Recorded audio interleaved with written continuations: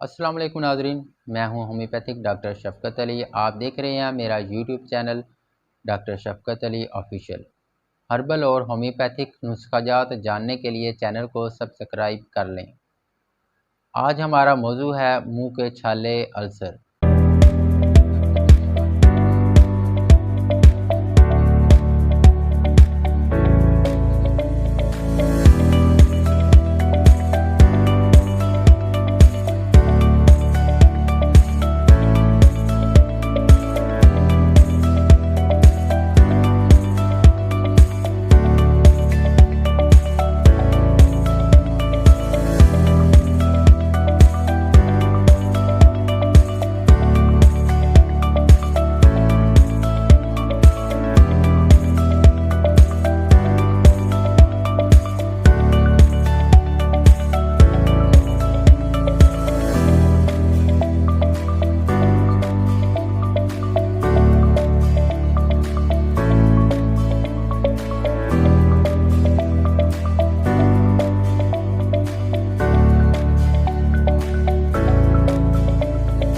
बाज़ारी अशिया खाने से परहेज़ करना है।